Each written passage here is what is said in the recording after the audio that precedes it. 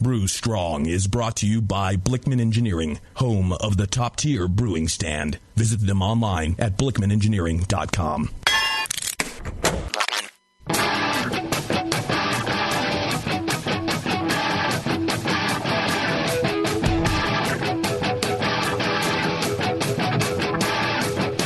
Brewers, it's time for the beer radio you've been looking for. This is the show that dispels myths, tackles the toughest topics, and makes no apologies for geeking out on beer. Hosted by two guys that drink before they think, Jamil and John Palmer. This is Brew Strong. Hey, howdy, hey, my brewing brothers and sisters. Greetings. Good to be back in the studio. It is. Always fun to talk about brewing with y'all. Yeah. It's been a while. Yeah? I mean, I spent 5 weeks on the road in Europe at one point. Did we already talk about that? I can't remember. Bit. Yep. We talked talked with your friends from Malmo. Yeah. Oh, yeah. Boy. It's been that long already? Yeah, you're a busy man, Jamil. Well. Short-term memory goes first. I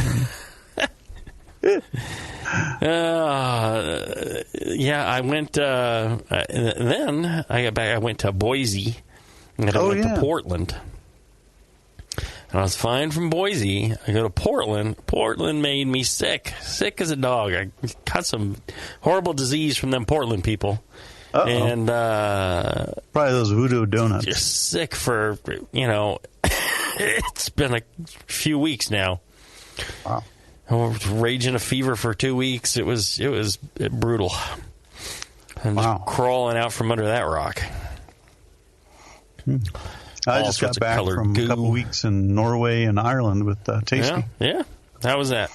That was a great time. Where'd you go to in Norway? Did you go to Sadness? No, I didn't. We were in Trondheim and did a collab brew there. And you didn't go to Stavanger? No.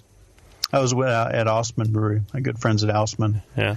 And then we had a conference there in Trondheim. Mm-hmm. And picked up a bottle of Carlsberg 1850. They recreated a brew that they found in the cellars. Mm-hmm. It was quite good. Mm-hmm. Although it was still winter there. It was snowing, freezing rain every 10 minutes. Then went down to Oslo for a couple days. Mm-hmm. Did another brew down there with the Norwegian farmhouse ales. And leaves were half out. It was a little more spring-like. And that was a lot of fun down there. And then from there, went to Dublin, and then on to Belfast. Mm-hmm. Dublin, we had the Irish National Homebrewers Conference, and some good talks and a lot of good beers there. And then went on up to Belfast and went to a Boundary Water or Boundary Brewery. Went to a local pub and just drank good beer all afternoon and with good people, and it just didn't get much better than that. It was pretty fun. Oh, yeah. Sounds like a great trip. Yeah. How long was your whole trip? 2 weeks total. 2 weeks? I think Tasty was there about a week in Ireland, I think. Yeah. He did sampled a lot more of the local brews than I did. Yeah, I'm going in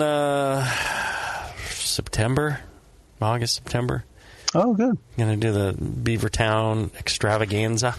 Oh, nice. And then I'm going to do a collab. At least at this point, it looks like I'm going to do a collab with 8 Degrees Brewing in Southern Ireland. Oh, okay. Just a bit outside Cork. Okay, yeah, that'd be good. I'm going to do that at that time. So, yeah. I'll be heading back over for a couple of weeks. I met a guy, James from Red Church Brewing in near Beaverton, and I guess he started out at Beaverton and then opened his own place. He does a lot of Beavertown, unique. Not Beaverton, Beavertown. Oh, Beavertown. Okay. Yes. Uh-huh. And, started out there, and now he does a lot of, interesting farmhouse kind of brews and so on. Cool. Yeah, good people there, and I'm looking forward to going and having some fun. Excellent. You know who likes having fun? Our good friend John Blickman. Oh, yeah, him too. Okay. Yeah. Yeah, our good friend John Blickman. I expect to see him at the conference in Minnesota and have some fun with him there. It's always a blast seeing our good friends from Blickman Engineering. Matter of fact, I'm going to be in Indiana after that. I don't know if I'm going to get a chance to swing by and say hi or not. It's chock full, and I know they've already got some stuff going on that weekend, so who knows? What are you going to be doing there? In Indiana? Yeah. Going to do a collaboration brew with Evil Czech Brewing, and going to open up the market. We're going to start distributing in Indiana. Oh, cool. So I'm going to be there to go around a couple of events and visit a couple of accounts and stuff. Introduce them to some fine West Coast brewing, huh? That's right. And I'm going to do something at Great Fermentations as well. Oh, good. Yeah, Great Fermentations, that's like Blickman's homebrew shop. Yep. They're giving away... Did you know they're giving away free homebrew ingredients for 15 years? You get that's incredible. 15 years of brewing ingredients and a Blickman Brew Easy all-grain brewing system. They're giving all that away.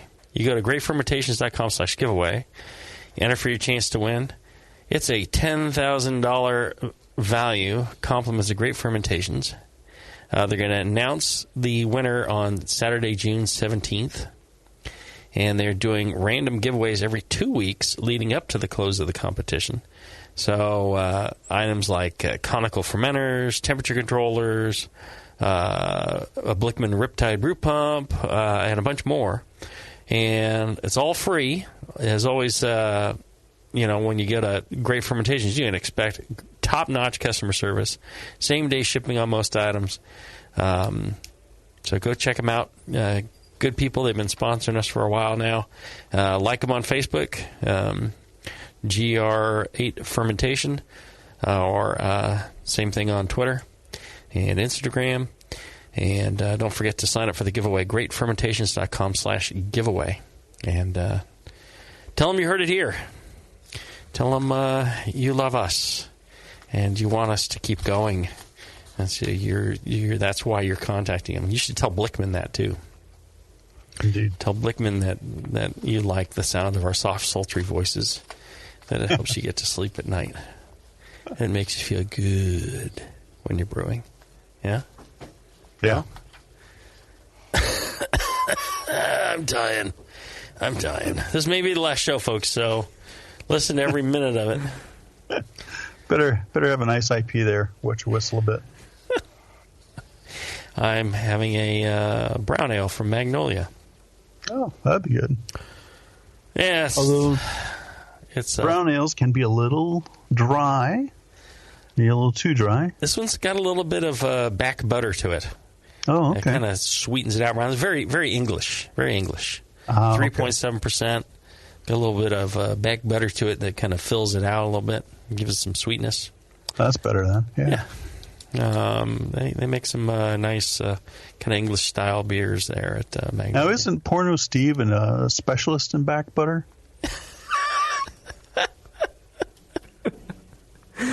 Yeah, he'll butter the back. He'll butter the front. Yeah, I'm not really... there's not a specific butter that I'm really into. It's just all over. They used to make margarine with whale oil? Oh, really? I didn't know that. They switched to vegetable oil in about the 1930s or so. Fun fact of the day. There you go. I got to repeat that one at dinner. I'm full of useless crap. I'm full of crap, but it's useless crap. Not useful crap. Useless. Speaking of useless crap, We have questions from our listeners today. Oh, please don't get your panties in a bunch, everybody. All right. Yeah, just we do. Joking around. That we do. All right. All right. Well, let's just like ripping off a Band-Aid. Let's go ahead and do the first one. Get in there. All right. This one is about the BIAB brew stand in the new edition of How to Brew. Brew in a bag is what that stands for. Brew in a bag. Uh-huh. John picked up the new edition today. Super excited to dive into all the new information. Skimmed the Brew in a Bag section and saw the stand you made. Can't exactly see how you put it all together, but it looks like a perfect solution. Can you expand on how you join the pieces together? Is it all 2x4s? Thanks. Well, yes, it is. Glad you like that. What it is, it's a simple 2x4 stand. The uprights are two 2x4s on each side, bolted together with lag screws in an L shape, to give it some rigidity. And then on the bottom, those are bolted to 2x4s, 2x4 legs that are about 3 feet long. And then the top piece is also a 2x4, or it might even be a 2x6. I have to go look at it. And then I put a long lag screw hook into that. So if you haven't seen that chapter, it's brewing your first all grain batch, the brew in a bag option. The idea is that when you lift the grain bag out to drain, you just lift it up and hook the loops on the hook and let it drain. You don't need a pulley. I mean, although a pulley is certainly an option, but just hang it on the hook there and let it drain. And I prefer hanging it on the hook and letting it drain. Yeah, just like like deer season. Yeah. Uh-huh. But yeah, that's all it is. Just a series of 2x4s and some lag screws and a hook, and it worked great. And it comes apart easily for storage. DIY. There you go. Bunch of 2x4s, saw, power tools, drink some beer, cut your fingers off. And then you can hang it on a hook, let it drain. All right, let's take a short break. When we come back, more of your questions right after this. Are you looking for a simple brewing system that's great for all grain brewing, but everything on the market seems to be full of compromises? Blickman Engineering has the answer. The Blickman Brew Easy All Grain Brewing System. The Brew Easy is a complete system with easy upgrades and a beautiful compact design, perfect for any size brewing location. At its core, the Brew Easy is built on 2 gorgeous Blickman Boilermaker brew kettles, a high-temperature March pump, and either a top-tier gas burner or the new Boil Coil electric heater. The Brew Easy adapter lid allows the pots to stack on top of each other, forming an efficient, strong, and compact brewing setup that comes in 5, 10, and 20-gallon batch sizes. Upgrade your Brew Easy system with full automated control by adding a Blickman Tower of Power temp controller, and make moving around easy with the Blickman Kettle Cart. The Brew Easy is modular. If you already own a Boilermaker kettle, you can build your Brew Easy by purchasing just the modules you need. The new Brew Easy all-grain brewing system. See it today at BlickmanEngineering.com and brew with Blickman quality on your new Brew Easy. Since the first time the Brewing Network microphones turned on, More Beer was behind it. More Beer sponsors the programming on the BN because, like you, they love brewing, and like the Brewing Network, they love sharing their knowledge. Morebeer.com isn't just a website to place your next equipment or ingredient order. Morebeer.com also gives you access to free beer information that will make you a better brewer. Go to morebeer.com and click into the Learning Center. You'll find podcasts, technical facts, video tutorials, and more, including access to The Buzz, More Beer's social network of more than 5,000 members. And some of them might even be crazier about beer than you are. Get over to morebeer.com today and take advantage of The Buzz, the forum, the Learning Center, and make sure you're signed up to receive the newest More Beer catalog. More Beer, bringing you absolutely everything for beer making. Hey guys, what'll it be? I'm not sure. What do you recommend? A lot of people seem to like the Hefeweizen. Is that a German Hefeweizen or more of an American-style wheat beer? I'm not sure, but I can give you a taste. Okay, great. The Cicerone certification program certifies and educates beer professionals in order to elevate the beer experience for consumers. Unfortunately, not every bar is staffed with certified beer servers who can guide their customers through a beer list. Here you go, guys. Let me know what you think of the Hefeweizen. Oh, yeah. That's definitely more of an American meat. But I can hardly tell because this beer just smells like sour butter. I wonder how long it's been since they cleaned the draft line. Yeah, and look at the bubbles on the side of the glass. It's filthy. Somebody should tell these guys about the Cicerone program. For sure. How about we head somewhere else for another beer? Your server should give beer the same respect you do. Request quality. The Cicerone certification program offers 4 levels of beer certification, in-person classes, and course books for beer professionals. Check them out at cicerone.org. The Cicerone certification program. We know beer. Since 1979, Williams Brewing has offered the finest equipment and freshest ingredients and the best customer service in the business. Check out their brand new patent-pending mash and boil 110-volt electric mashing and boiling unit. This compact all-stainless unit lets you mash, sparge, and boil just about anywhere that has a 110-volt plug. Double-wall construction adds to efficiency and safety, and a precise thermostat keeps temperatures where you want them. Unlike insulated buckets and converted coolers, multiple temperature rest mashing is easy to do, all for under $300. They also feature the Mark II work pump, a magnetic drive high-temperature pump that does the work of pumps that cost twice as much, as well as exclusive Brewer's Edge regulators and quality Keg King kegs and disconnects. Check them out today at williamsbrewing.com to brews their vast selection.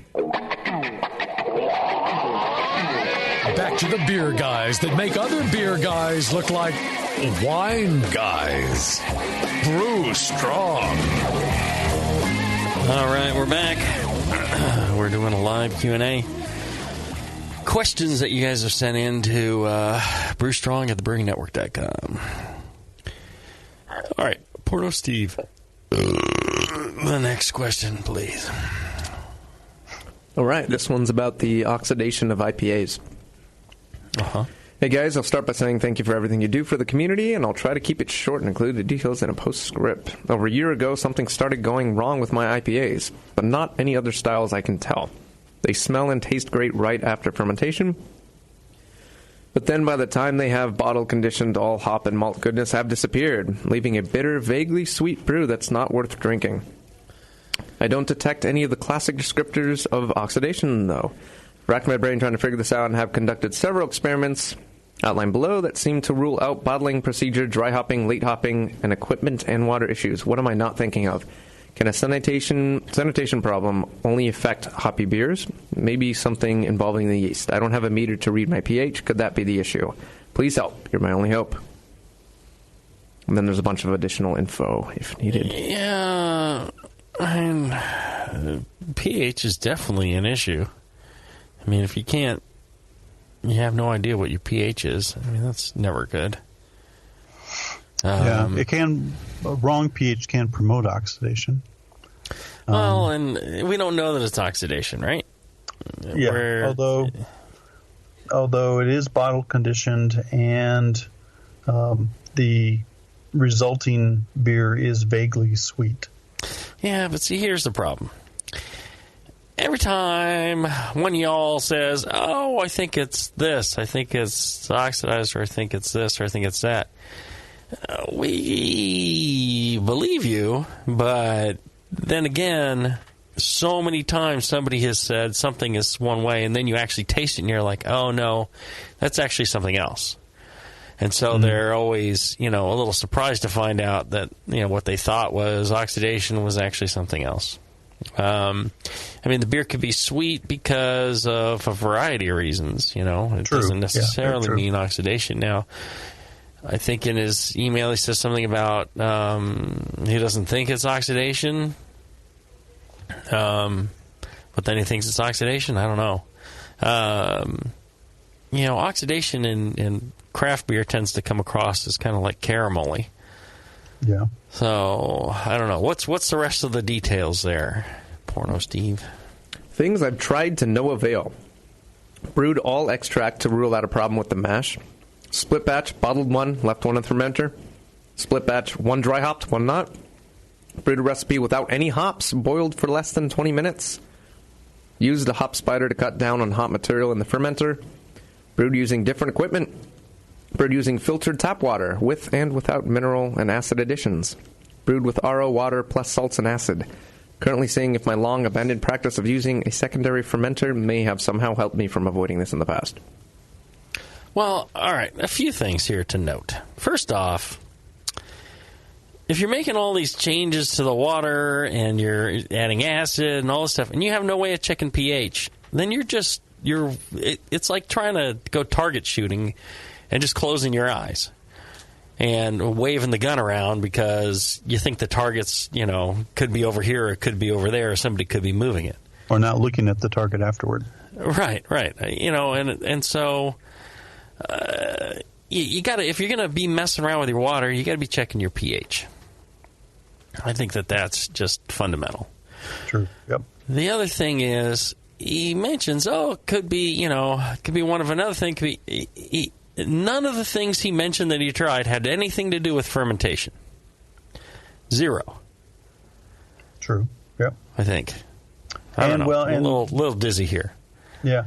But the other thing is, he says, say, split branch, bottled one, left one in the fermenter. Right. And there's no response. Right. Did one taste better than the other? I mean, what, or they both taste the same? Leave it in the fermenter.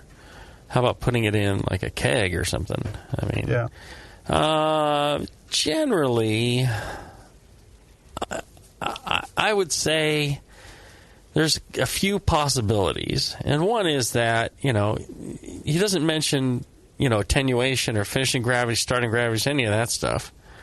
Right. So maybe he's just getting less attenuation.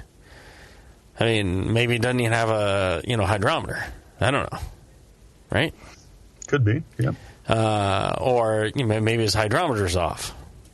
Yeah. One of the first things I always tell people is like, okay, what are your readings of like pH, your starting gravity, finishing gravity, all the measurements that you should do. Didn't mention anything about temperature control of fermentation either. Could be that, the conditions, all of a sudden it's getting colder at night or something. And the yeast is not finishing as much, and that could be it as well. He says they smell and taste great right after fermentation, but then by the time they have bottle conditions, everything's different. I think it's fair to say you can have oxidation that can, deteriorate your hop aroma without, in a short period of time, without acting on the malt character of the beer to the same extent. So. I don't know about that. What explain to me? It's somehow oxidation is targeting the hop character and not. I'm just saying that the hop character is fading faster than other staling reactions are taking place. He's saying hop and malt. Yeah, but why? But why would that be? What is the mechanism for it preferentially oxidizing the hop compounds? Well, I've just noticed that when you have IPAs that have been shipped any long distances, very often the hop character is not as good as when it's fresh. Yeah, so that's a couple of things. One is that, again, that staling, that heat staling of the malt makes it intensify in flavor and makes the hop character seem less, for one. The other is just time. The IBUs of bittering actually settles out over time, especially in a high IBU beer.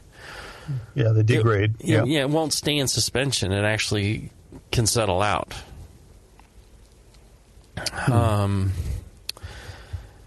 So there's a whole array of possibilities there.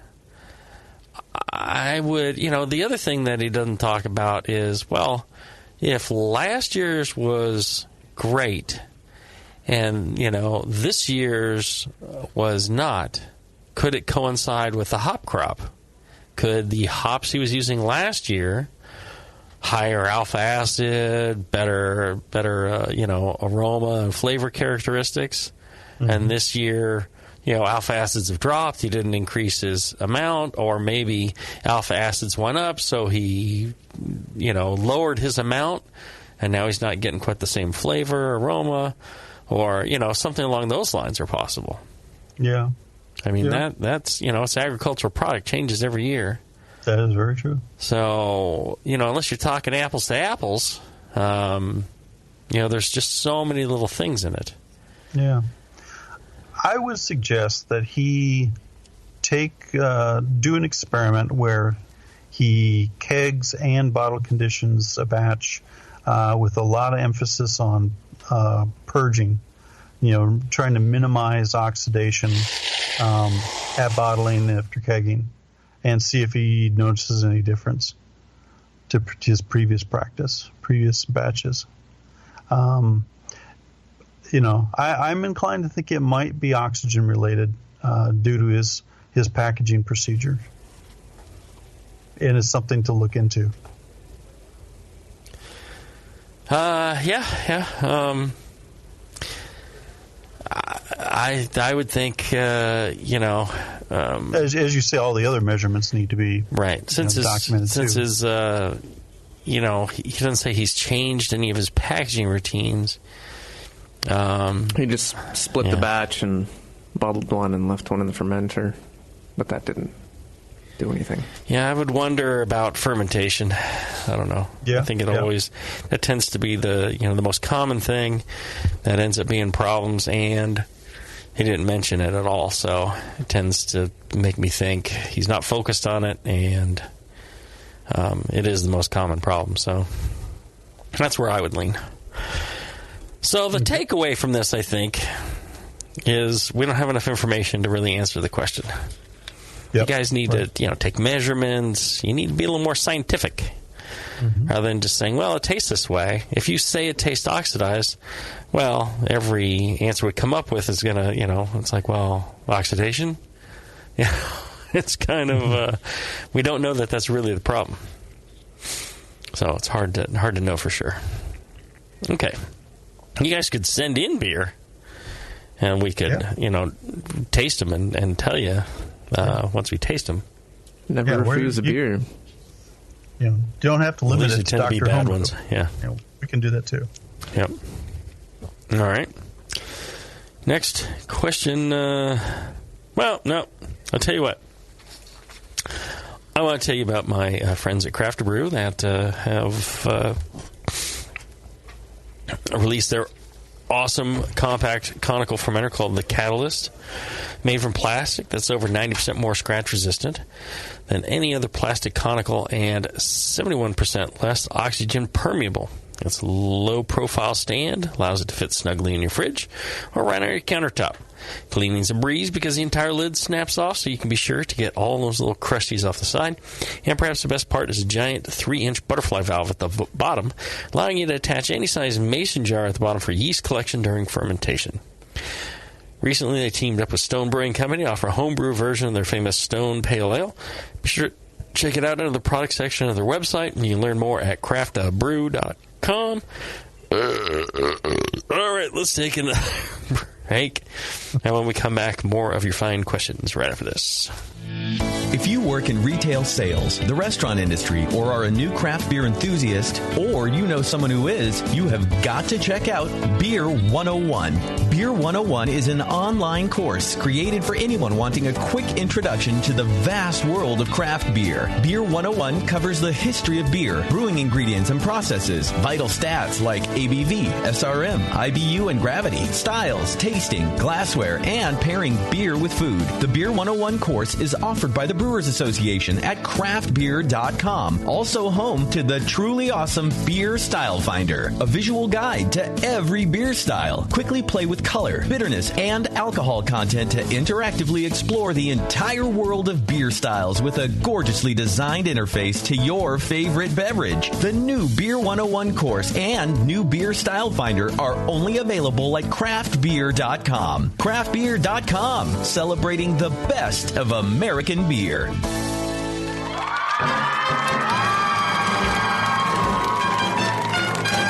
BN Army, have you heard the latest at Hop Tech?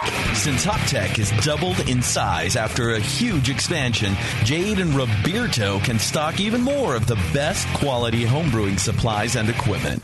Over 60 kick-ass varieties of hops and malts, monster truckloads of quality brewer's yeast, including White Labs, Y-yeast, and multiple dry yeasts. They even have all grain systems from Grainfathers and Ruby Street Brew Systems, thanks to Jade, the brand new all-grain brewer. And don't forget about their 10% discount to all BN Army members. Jade and Roberto are waiting for you and all of your brewing questions over at hoptech.com. Hoptech, totally not sucking since 1983.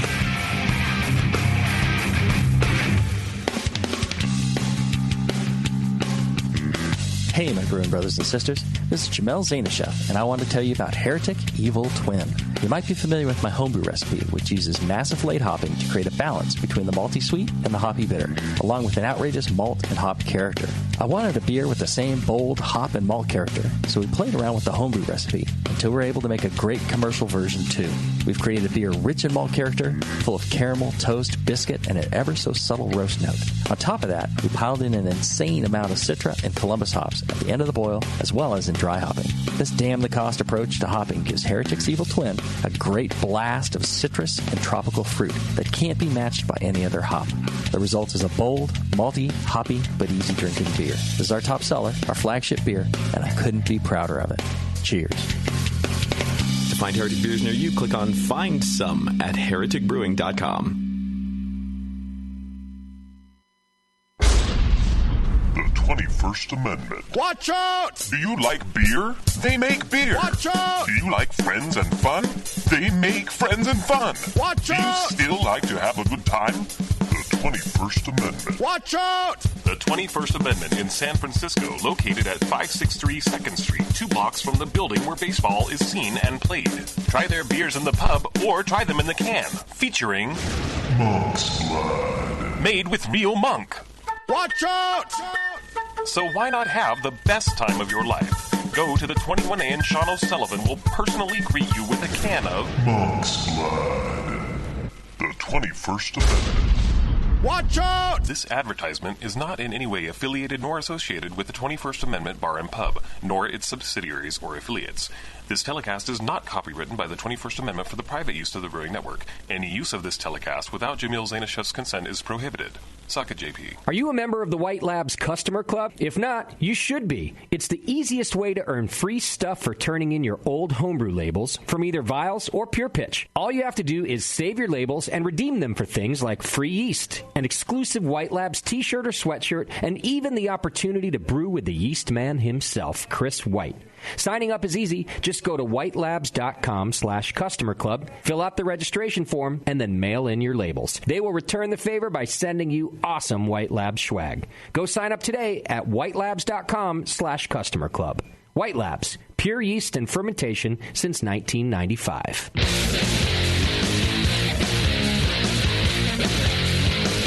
Back to the two guys that know how to turn beer into beer. This is Brew Strong. All right, we're back. I think we're doing questions or something. I can't remember. Lots of questions and lots of answers, hopefully, too. And we're answering them. Yep, that's right. Okay. You know where else? Still have a fever? Oh, I think I'm getting a fever right now. I got a fever. I got a fever. I got a fever to learn. And I'll tell you one of the good places to learn. The Homebrewers Conference. Yep. Minneapolis. That's true. You want to meet your homebrew heroes? Uh-huh. Register now for 39th Annual National Homebrewers Conference and HomebrewCon, June 15th to 17th in downtown Minneapolis. This year's HomebrewCon features more than 80 speakers, including Charlie Papazian, the fever is affecting Andy Johnson, Gordon Strong, Brad Smith, and many more homebrew heavyweights. That's right. Did they just call you fat, John? Oh, yeah. Everybody does. I'm used to it. Register today at homebrewcon.org. Well, John and I will be there. That's and right. me. And Porno Steve will be there. Yeah. There you go. Are you going, Bevo's going? Who else is going from the Brewing Network? There. Who? Sam? My husband. Yes. Will be there. We didn't need him. I put him to work. As long as you're there. That's all we need. Who else? Obviously, Justin will be there. Mm-hmm. JP will be there. Mm-hmm. Mm-hmm. JP? Jamie? Jamie will not be there. Oh. I don't know. Other people will be there. Warren might be there. Doc. People. Oh, Doc. Doc will be there. Uh-huh. All right. Probably with his handlers. Watch Doc drink. Watch Doc get shit-faced. Watch Doc literally melt. He just turns into a puddle of man. A small puddle. With a smile on his face. I get to share a room with him. It's going to be so much fun. Oh. Taylor might die. I might not come back. Yeah. Well, just practice, making good choices before you hang out with Doc. Okay. Just practice, making good choices. Just saying no repeatedly. Never going to happen. Yeah. Or no, that's too much. Right. I need to stop. I need to stop. I think my liver is exploding. I think my heart is going to explode. You know what, guys? We should all just go take a rest. Right. Something like that. Let's take a break. Yeah. How about we take a break? And Drink when some Doc is water. like, no, and calling you names, you just need to turn and leave. Turn and leave. Ask for an adult. Don't, yeah. Other than him. Right. Don't. I'll tell you what. Don't let peer pressure get the best of you. The guys that Doc employs as his handlers, quote unquote, they have that dialed in. I remember we went out as a group last year, and Doc was with us, and they were like, we got 3 Ubers. These guys just took control. Which that's great. Sounds a lot like parenting, and I'm not trying to do that. Right. Yeah. No, I'm just saying for the sake of being able to live another day, you want to, maybe cut back a little bit on your intake. Or maybe you should go hard and, train. It's not a... Yeah, I do have, a month. Yeah. Literally less than a month. However hard you go... It's not going to be hard enough. It's not going to be hard enough I'll start when tonight. you're hanging out with Doc. No. There's no limit. Maybe you should just move in with Doc for a while. Oh. No. Get prepared. That would kill you. That's not... Might not make the trip, yeah. Not really the best. But check it out, homebrewcon.org, the AHA. I claim to everyone I meet. Hey, I was just in the UK. I was talking to somebody about Homebrew Conference. I said, well, the best beer event in the world is the American Homebrew Association Homebrew Conference. There is no finer beer event of any kind in the world. I agree. Than that. I mean, if you're looking for a beer festival to drink lots of beer, there you go. That's the best. If you're looking for learning, that's the best. Looking for just hanging out with other homebrewers, that's the best. Just overall for anything, it's the best. Absolutely. There are no questions. All right. Let's see here. Another question. Pornographic dildo Stephen Dildo. Can you remember the rest of your name? Yeah, are you all right, man? I don't know. That fever's affecting things. All right. Q&A on protein rest. Simple question. Is there any reason... Is there any reason to do a protein rest on a typical American 2-row based beer? I have a European pro brewer friend who swears it helps head retention and mouthfeel and countless other things. But I am not so convinced. Thoughts? Well, do you want to say it, Jamil? Go ahead. You said well. I was waiting for you. There are reasons to do one. Their reasons exist, but 99% of the time on a typical American two-row based beer, no. However, if that typical American two-row based beer is a high adjunct beer and you want to bring out a little more protein for free amino nitrogen or something like that, then yeah, you could do a protein rest. But a protein rest the purpose of a protein rest is to break down the endosperm to allow better conversion and higher yield extract from your malt. In modern malts, they're very well modified, so it's not a protein rest is not needed for that. A protein rest can also be used to, like I said, create more free amino nitrogen, make smaller proteins from larger proteins. Again, highly modified malts generally don't need that. Can you generate better head retention with the protein rest? Not really. There's lots of protein in solution, so you're going to make a very small improvement. I think it's a negligible improvement, and potentially, if you do that protein rest in excess, you could damage your head retention. Jamil, do you have anything to add? Yeah, I would say that the things like too much free amino nitrogen can result in excessive growth, and you can actually ruin the flavor of your beer. Yeah. And also, if you want great head retention, great fermentation is the key to great head retention. Like John's saying, there's plenty of proteins for great head retention. What you need to do is ferment and attenuate your beer properly, and then you'll have great head retention. Yep. So I think,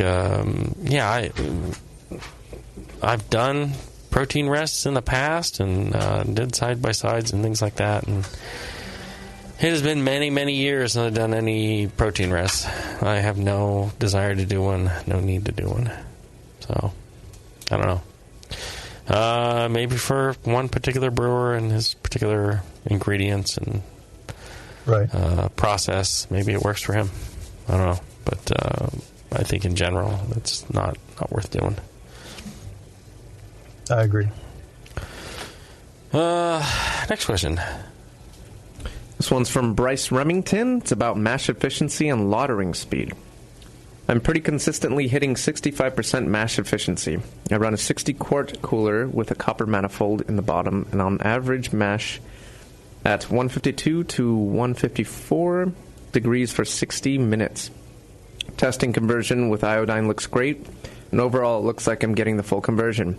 Yet, when I batch sparge and finish lautering into the brew kettle, I'm stuck at 65% mash efficiency and never get it higher. I think one of my biggest points of confusion is lautering speed. With batch sparging, people all over will swear that it changes nothing to go slower. But is the fact that I am opening the valve wide open causing my efficiency to suffer? Well, batch sparging should be immune to that. I mean, in theory, what you're doing is you're doing the mash, you're waiting the 60 minutes, you're stirring, the extract comes out into solution, and now you're going to drain that extract completely. And then you're going to add another volume of water, another, say, 3 or 4 gallons to the mash, and stir that and, pull the remaining extract into that wort and drain that again. Not so much the draining speed, but one factor I've found with batch sparging is that if you don't drain enough, those first runnings are your high efficiency, your high gravity wort. And so if you don't drain that entirely, you're going to be diluting, and then a portion of that diluted wort is going to be retained by the spent grain. And so in essence, the the less completely you drain the first runnings, the more extract you end up leaving behind in the second runnings, after the second runnings. And that could be a factor. But 65% is pretty low efficiency. I would look for 75. Well, a couple of things.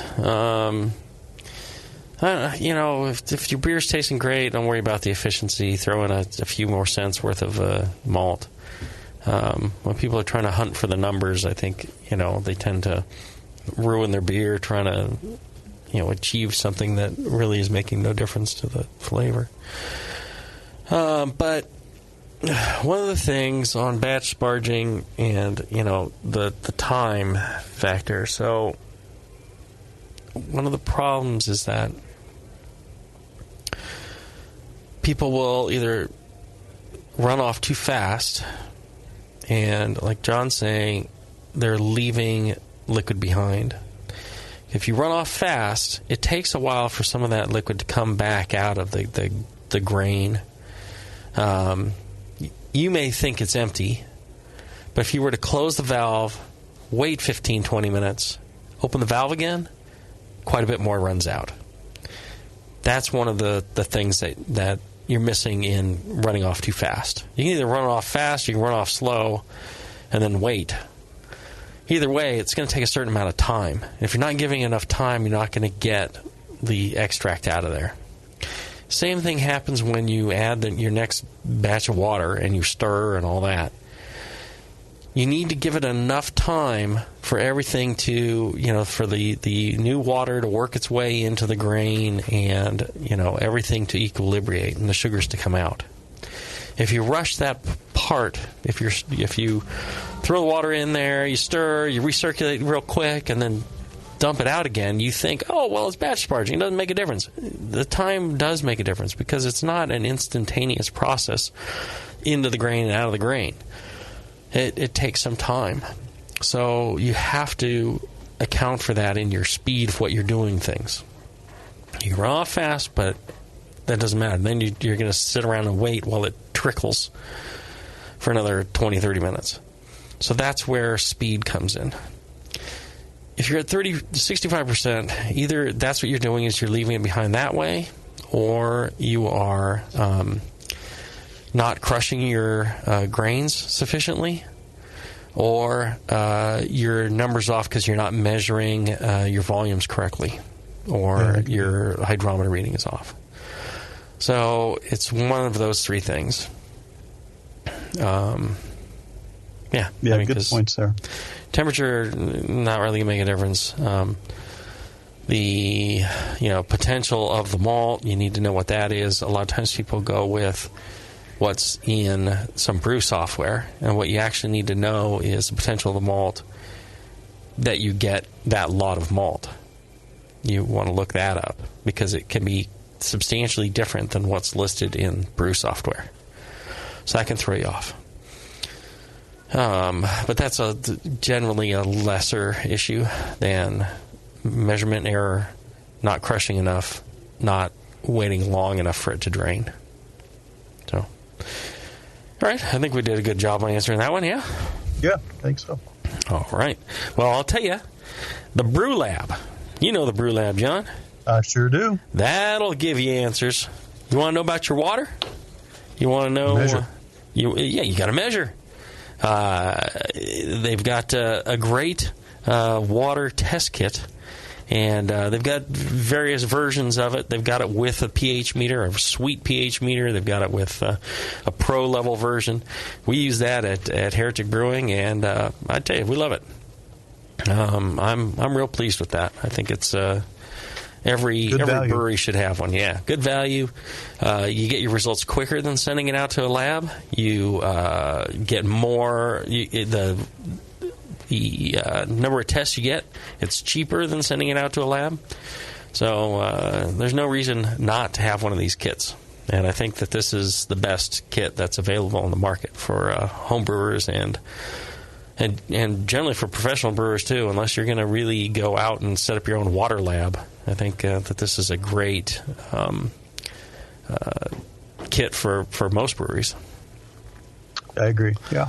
Well, John, you compared the accuracy to sending it out for analysis and for the phone app versions of things, and you found that this one is.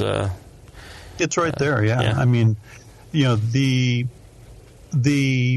resolution of different tests can be different, but when it comes to water analysis, you're interested in plus or minus 10 ppm for most things. For stuff like sulfate, chloride, where you're looking at a flavor, a seasoning aspect to those numbers, plus or minus 50 is ppm is fine because you just want you to know about where you are. Right. So don't be fooled by high resolution tests because it may not be as accurate as the numbers make you think it is. And it's really not giving you any more information than what you get from the brew lab. Well, and I'll tell you, even on like a brew lab where, let's say a drop is, a reading of 10 ppm, there, and you're looking for a color change, you can tell when the color change is quick or the color change is like, just sort of that, I need another drop. And you can, by that visual clue, you can tell like half of that, 5 ppm. You can say, it's right in between that. It's in between, 6 drops and 7 drops, so it's 65. Yeah, that's true. Right. I mean, I'm telling you, that's all the accuracy you need. And it's easy enough to do that. And even if you're not capable of paying attention and making that decision, that was in between 6 and 7, you're still fine. That's quality stuff. Check it out. Where do you get that, John? That's brewlab.com, Lamott.com, Lamott Water, Lamott.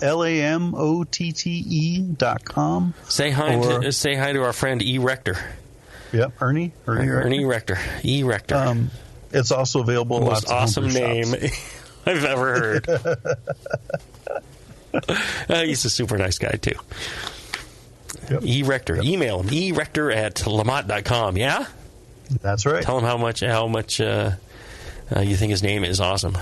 And they'll probably be at the Homebrewing. They'll be there. Yeah, oh, yeah. Good guys. They took us out to a meal in San Diego or something. Yeah. Yeah, I remember having a good time. I see him at CBC and HBC. Yeah, I think I switched over to cocktails at that point. I'm like, hey, these guys are buying. I'm going to have some cocktails. I had steak. I don't know, whatever. Yeah. Awesome time. Good guys. Awesome guys. Yeah. All right. Let's take a short break. When we come back, we'll have another questions before we wrap up right after this. Brewing great beer is a process of continuous learning, and the best books on every aspect of brewing can be found at Brewers Publications, with more than 50 awesome titles like Modern Homebrew Recipes by Gordon Strong, Designing Great Beers, the Ultimate Guide to Brewing Classic Beer Styles by Ray Daniels, American Sour Beers, Innovative Techniques for Mixed Fermentations by Michael Tonsmeyer, For the Love of Hops, The Practical Guide to Aroma, Bitterness, and the Culture of Hops by Stan Hieronymus, and Radical Brewing, Recipes, Tales, and World-Altering Meditations in a Glass by Randy Mosher, plus many, many more. These are the books and the authors with the knowledge to push your brewing farther than you thought possible. And you'll find them all at fine homebrew and book retailers everywhere. And visit the website at brewerspublications.com. Brewers Publications, all the best on beer and brewing. Your support of the Brewing Network means everything to us. We couldn't produce shows without you. And we love giving you something extra for that support, like Brew Your Own magazine. You already know it's a great brewing magazine full of recipes, equipment how-tos, discussions of beer styles, and brewing techniques. Whether you're new to brewing and just starting out or you're an old pro, you'll always learn something from the articles in Brew Your Own. Plus, there are amazing special issues like plans for building a Brutus 10 system, 250 classic clone recipes, and the Homebrewer's Answer Book. Brew Your Own magazine and BYO.com are awesome resources for any brewer. Whether for yourself or as a gift, when you subscribe or resubscribe from the Brewing Network homepage, you directly support programs like this. Get a great magazine and support the Brewing Network. Subscribe to Brew Your Own right from thebrewingnetwork.com.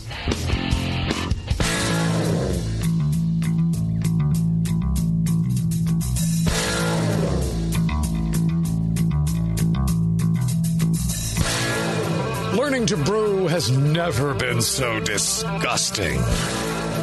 This is Brew Strong. All right, we're back. Whoever uses this microphone after me is in real trouble, I think. That'll be JP. I'll Febreze it at the end of the show. Yeah. Dunk it in Febreze. That'll help. Just swap it out with Bevo's after the show. Yeah. She won't catch it. She won't catch anything. Oh, yeah, she does. She was just sick for a while there. Sick. All right. Final question. All right. We'll wrap this thing up. This one is about Munich malt. Mm-hmm. Good or bad? Ooh. I have been working as an assistant brewer at a brewery I would like to leave nameless for a year and a half now. Uh-huh. This brewery makes quote-unquote German-style lagers. I leave that in quotes because I don't think the beers come all that close.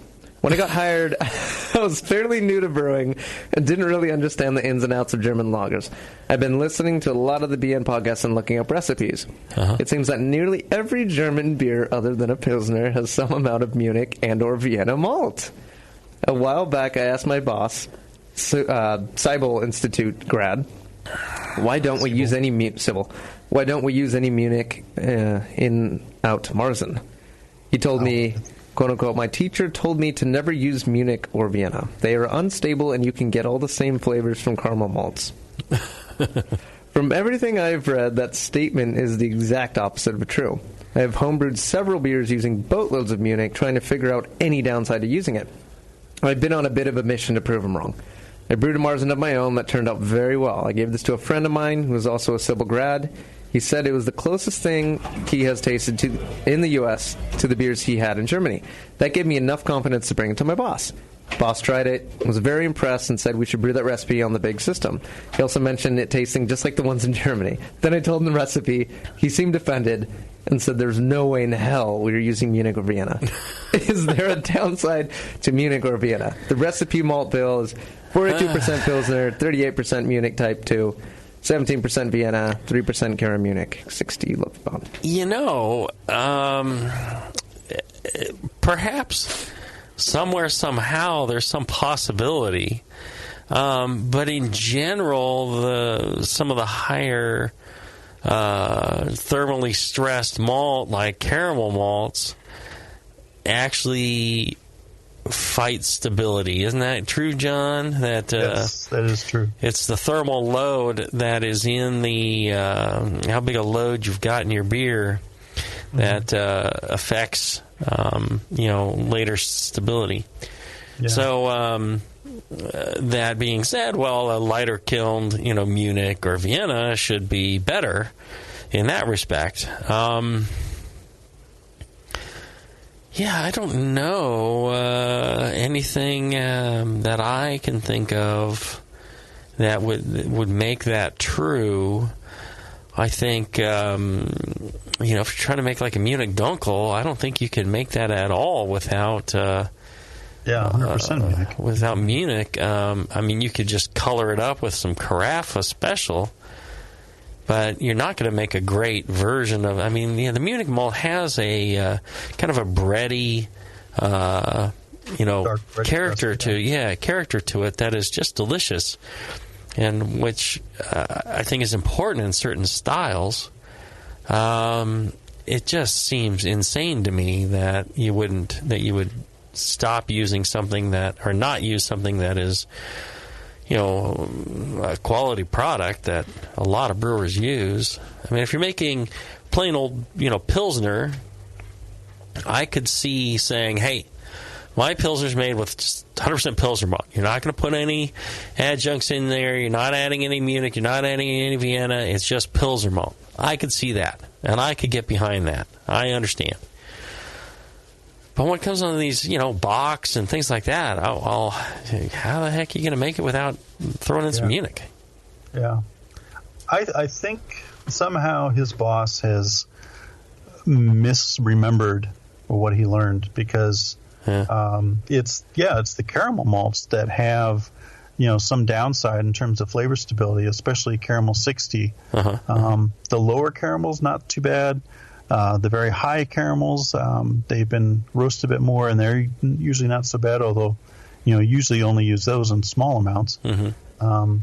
But I've never heard of Munich or Vienna impacting flavor stability negatively. Usually it's those two malts are a backbone of German lagers. Yeah, that just seems insane. Yeah, to me. Are malts misremembered? Like hops where there's like propriety, and some are public use, and some are. Well, the different maltsters have their own proprietary way of malting their grains, but they all tend to be buying malts from to some extent from the same number of kind of farmers. Or I guess some farmers will work exclusively with a certain maltster. It depends on the size. But it's the same types of malt cultivars.